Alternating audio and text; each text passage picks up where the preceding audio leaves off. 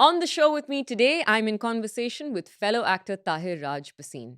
I emphasize the fellow because there is no topic more relatable to actors than rejection. And the lessons we learn from those situations often stay with us through good times and through bad. Having worked on films like Mardani, Manto, Chichore, and 83, to name a few, Tahir has learned some important lessons about work and life alike that I'm curious to know. So let's dive right into this conversation. I wanted to do this interview with Tahir, who I've worked with in the past and was a wonderful soul to have on set. Really funny, spontaneous, which is always good when you're having long shifts, but also just really candid and honest, and somebody who takes that candid honesty forward through all his communication. And one of the things that Tahir speaks about a lot is rejection. And you don't usually find celebrities and actors talking about this because everyone assumes that you became successful overnight. So, what I wanted to talk to Tahir about, and I wanted to understand from him, Tahir, is tell me about your most rejection filled day. Like, what was like the worst day? And what was that like? Hey, Sarah, thank you for having me. I just want everyone listening to this podcast to know that everything that we're going to talk about is stuff that comes from 10 years of having worked in Bombay and having acted. And so, while some of it might sound like Zen wisdom, it's actually a series of failures and rejections that got to that. I love how you started, which uh, says that you wanted to start with talking about rejection, which I really see as talking about the journey and the process. Because as a society, I feel like we're increasingly conditioned to celebrate high points and highlights, and only when you're on that pedestal and when you're walking on the red carpet or winning that gold medal or that award, that people notice you. But very seldom do people talk about all the hiccups, all everything that it took to get there. So I'm really glad that we're talking about this. One of the things that you learn when you consistently work towards getting something, and this could be any goal, it could be acting, writing, singing, dancing, being an entrepreneur, is that you learn through hit and trial how to reframe rejection, and as a result you don't end up looking at it as a rejection anymore. What you start to use it as is feedback and ways to improve. And rejection is so important because without it there is no success. I mean, it's cliched, but without the dark there is no light. And see what I meant about Zen wisdom, because this is stuff that you can only understand if you've seen the dark side, where you start to appreciate the wins more. And so you said run you through a day of rejection. I feel like every actor in Bombay, if you're out there trying, or if you're an entrepreneur or a writer or a singer, anyone who's out there trying to start a new idea is met with resistance. And this resistance could be something internal, like it could be something psychological that you're facing. It could be something that you're facing from friends and family. It could be something that you face with an audition or a screen test not working out. And I've been through that. And I think when I look back at it in hindsight, it took me about 3 years of auditioning before I signed the first big debut film, which was a film called Mardani with Yash Raj Films. And when I look at it, I don't think I could have done that film to the degree with which I did it had it not been for all the experience of going through times when I didn't get what I wanted to, questioned myself about how I can improve, and then get to the point where I had reached the confidence to say that, hey man, I've got this one shot, I've got to knock it out of the park. It's But do or die. like, what I want to know is, because it's like a biochemical reaction. Like, I feel like for me, it's not just a one-sided thing that I feel. It's like a physical, emotional reaction. And I want to know what that's like for you. Like, what do you feel? Where does your mind go? And then how do you, of course, like you said, when you did get Mardani, then you channeled all the rejection into it. But what happens when you're still seeping in that? Like, what are you feeling, and how do you perhaps even overcome it? Or For sure. Yeah, for sure. I mean, I love that you use the word biochemical reaction because that's really what it is. Like your serotonin goes down, your dopamine goes down, and there is, um, I think, scientifically speaking, it's almost like you're Yeah, in pain. yeah, It's like the yeah. reaction that your body feels when you get physically hit, when you get emotionally hit. And it's the same thing with any when you get bad news from a friend or family member, or when you go through a breakup, or when you're the feeling of not getting something that you aspired to is a biochemical reaction. But here's the key: is that you can train yourself on how to reduce that level. And it, I mean, that's a whole different talk altogether. It's called neuroplasticity. But you can literally, and this is something great that I heard in a podcast recently, to say that success isn't about how many times you fail or how many times you get rejected. It's about how less time you take to bounce back.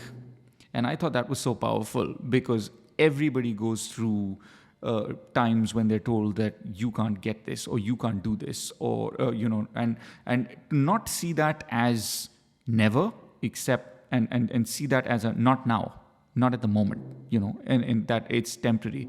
And so to get back to your question of how do you deal with that, initially you deal with it like anyone else does. There are where it takes you 2 weeks to get out of it, where you feel like, hey, maybe there's a lot of self-doubt. There's, you question yourself, and then gradually over a period of months, that 2 weeks becomes 10 days, and then that 10 days becomes 1 week, and then a few years later that 1 week becomes 3 days, where now it's down to 5 minutes, where and everyone processes it biochemically the same way.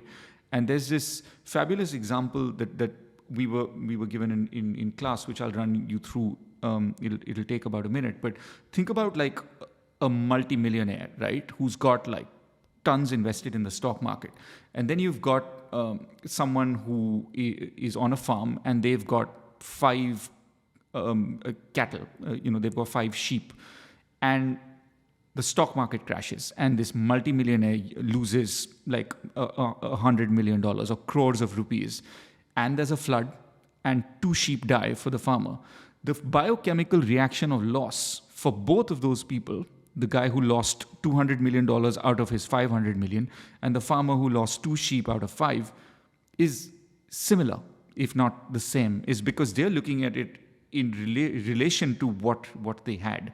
And so to understand that concept of saying that we process what we think is a loss in proportion to what we thought was a win, is very, very important, I feel, for everyone listening, because you feel, in that moment you feel, and I think everyone can relate to this, where in a moment in time you feel like it's the end of the world. It might be the end of a relationship or a job you didn't get, but 5 years later when you look back at it, you're like, that wasn't so bad. Maybe it happened for the best, or maybe I learned something coming out of that relationship or that job or that failed investment or that failed startup idea, or whatever it was.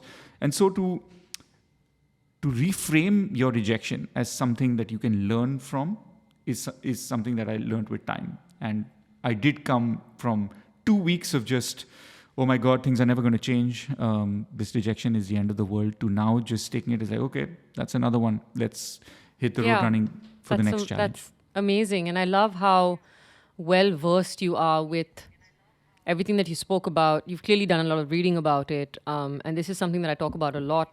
People go on about how bad the internet is, but I'm just like, but there's so much of really useful information out there if you just put it to good use. But what I wanted to ask you, when you were talking, I just realized, because you have a wicked sense of humor. I don't know how many people know that. But what I wanted to ask you was, have you ever had any like really ridiculously funny feedback on auditions? What's the funniest thing you've heard about an audition, or a rejection comment? The funniest thing I've heard is when someone says, "Hey, that's too natural. It's not looking like you're acting. Can you try and do something that makes us feel like you're acting?" And I was just like, "Hey, man, I don't know if anyone's told you, but that's the whole point of acting, is that people can't tell that you're saying lines." And so I found that really, really funny, because ironically, when Mardani happened, and then more recently Chichore happened, it was the fact that you naturally slip into a character that people tend to appreciate. And yet that was the thing that a lot of the rejections came from earlier, is that, hey, we can't tell that you're acting. I was like, really? Wow, I didn't know that was a bad thing. Have you ever been told that you're too good looking for a part? Yeah, sometimes. I Yeah. mean, I You don't think have to be this is a modest about it. You can this say is it. a It's fine. I mean, yeah. That's the thing about acting, right? Is that sometimes the way, I mean, it's a variable you can't change, the way you look. Besides, of course, prosthetics and makeup and costume and all of that. But there is a certain body type and and Yeah. a skin tone and Yeah. what your eyes and your nose and all of Yeah. your features. And sometimes it really works for you, and sometimes it really works against you. But I think I've been very lucky to work with either casting people or directors who like to cast against type and sort of question why must a character look a particular way. So it's been interesting for me to sort of overcome what an audience might subconsciously feel when they see me on screen, but try and act against that type. That green. So Was that politically correct enough? you really don't have to be politically correct on my show, by the way. But yes, that was the most politest answer to this question anyone could ever have given. So Awesome. what I wanted to check with you next about was, so you said rejection has always come with the opportunity for learning, and that a valuable lesson you've learned is adaptability. And this saying is cliched, but it's also very true, which is that change is constant.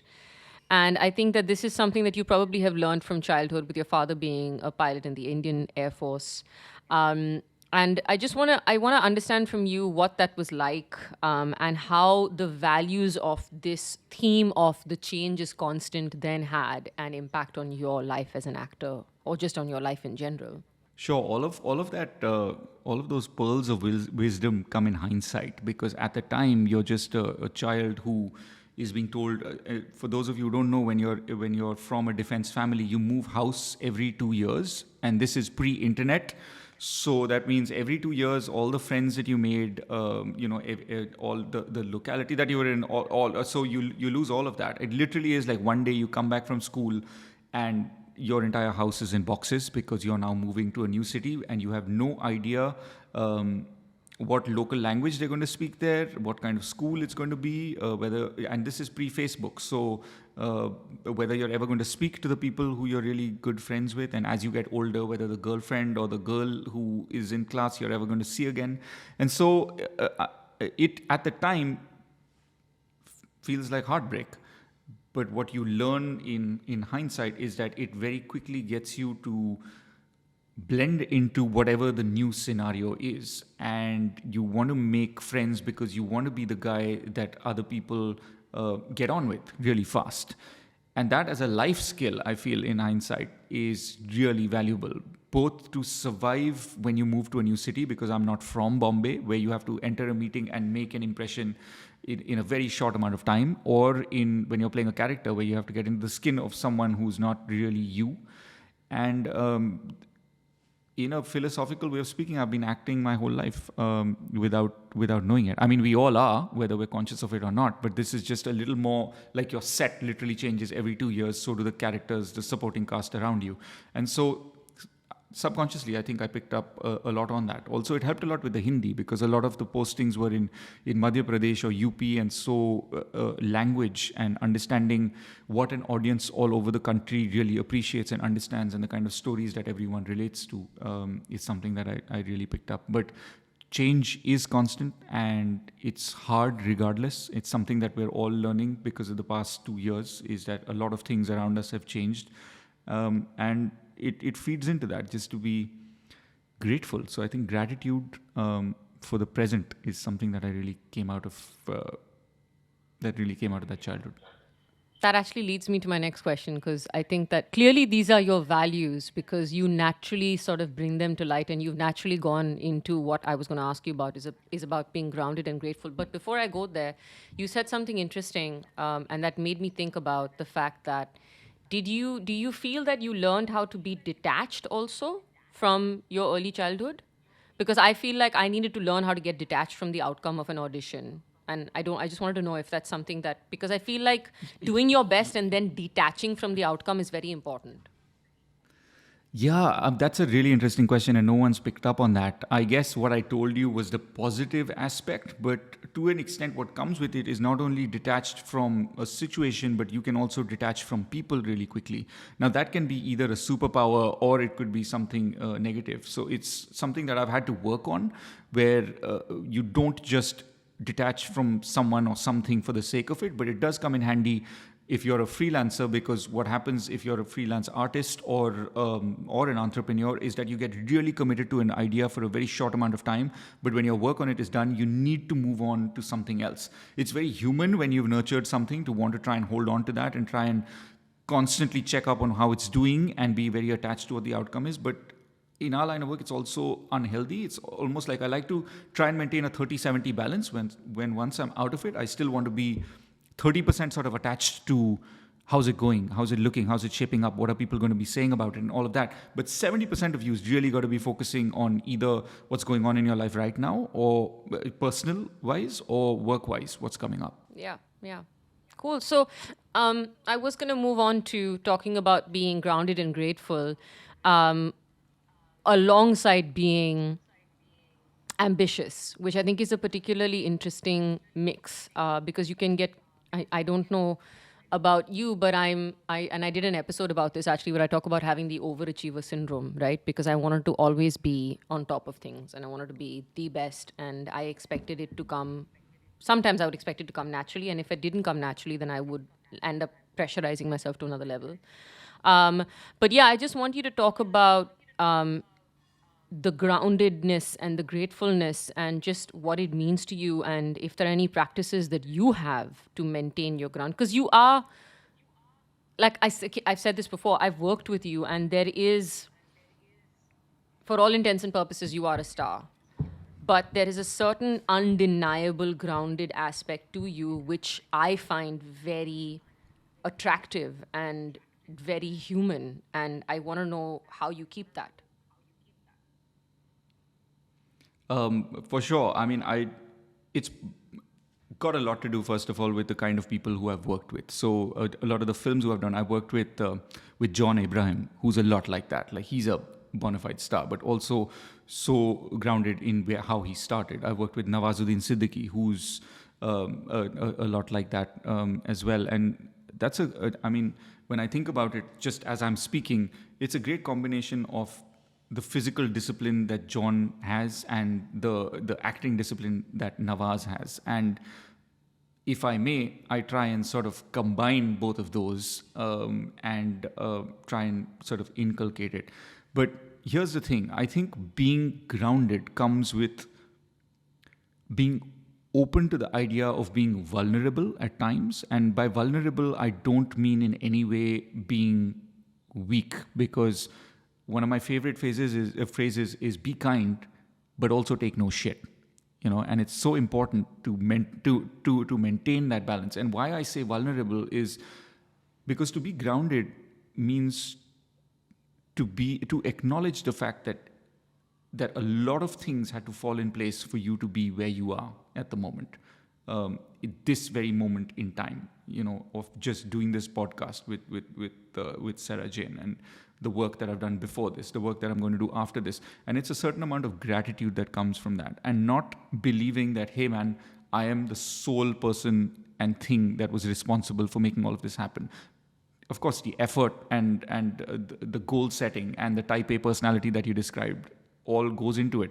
But a little bit of humility attached to that to say that, hey man, I'm also grateful for everything working out, is where the being grounded comes from. But like I said, what's also very important is not to let it be interpreted as being soft, because it's also important to stand your ground and not be walked over.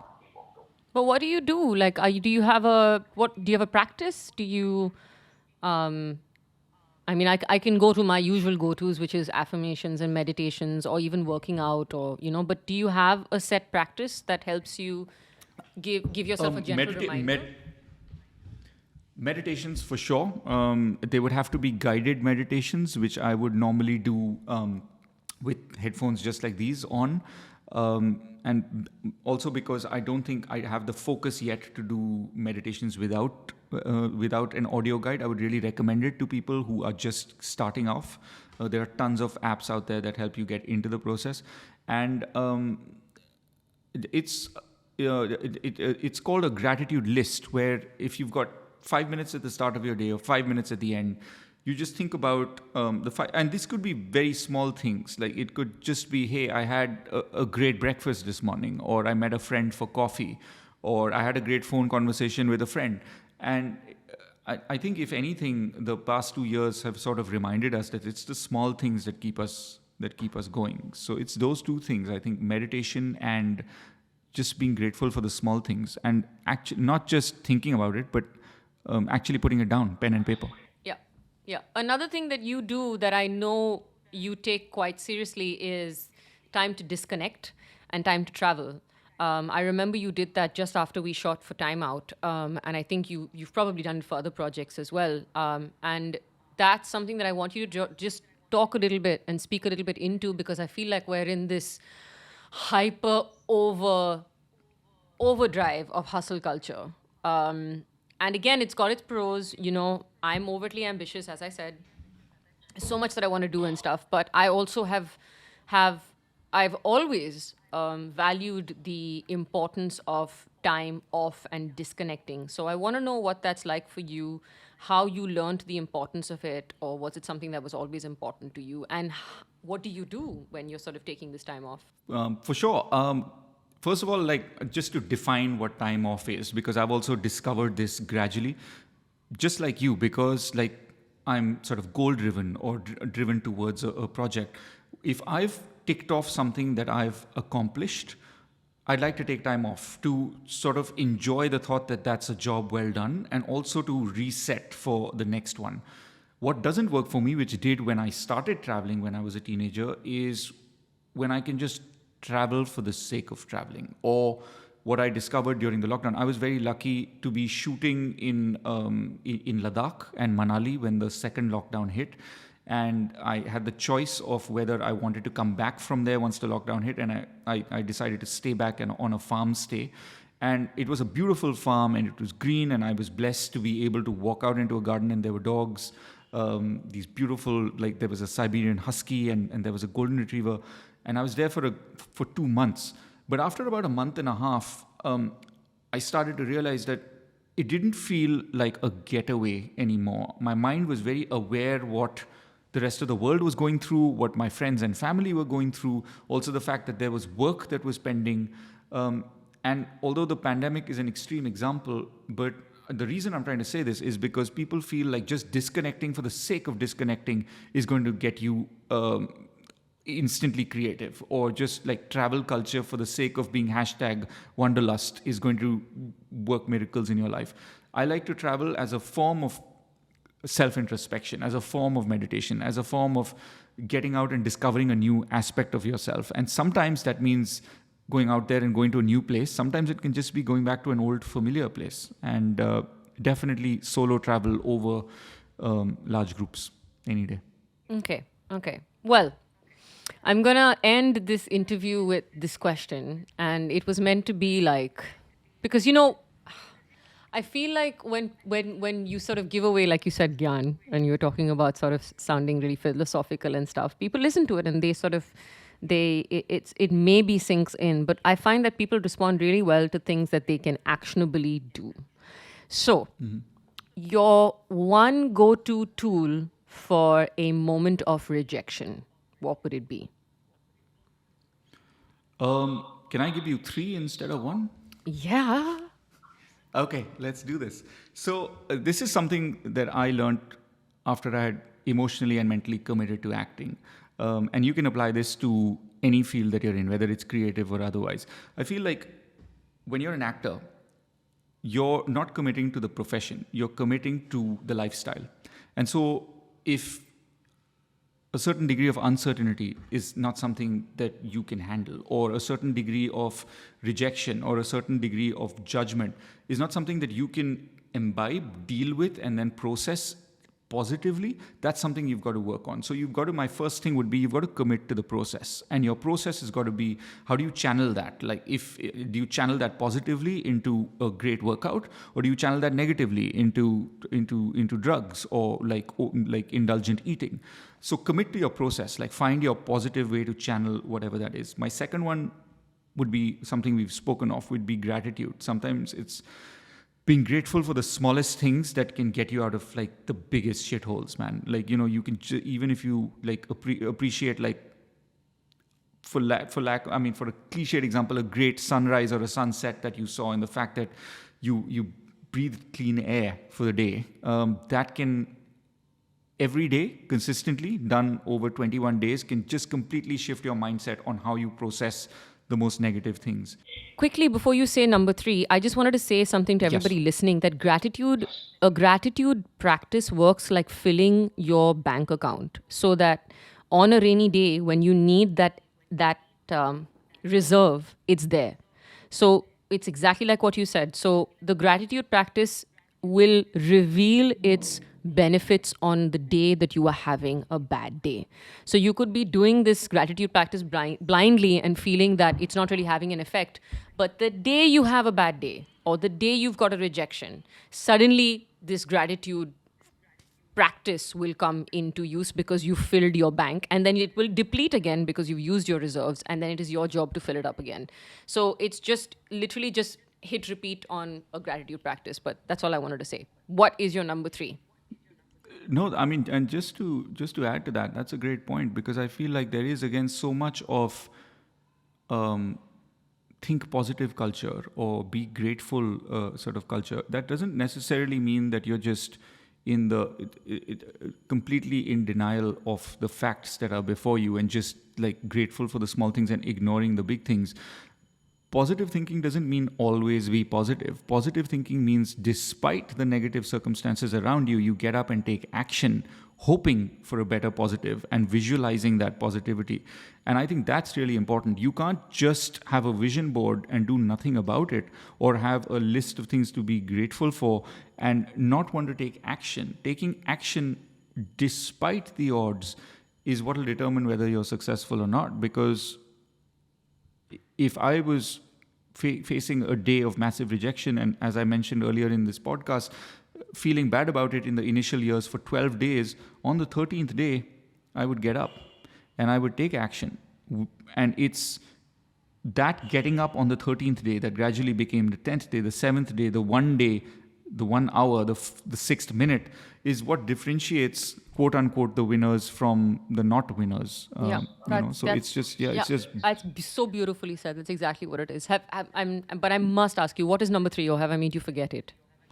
No. Number 3 is, have a reason for what you're doing and why you're doing it. Stay true to your why.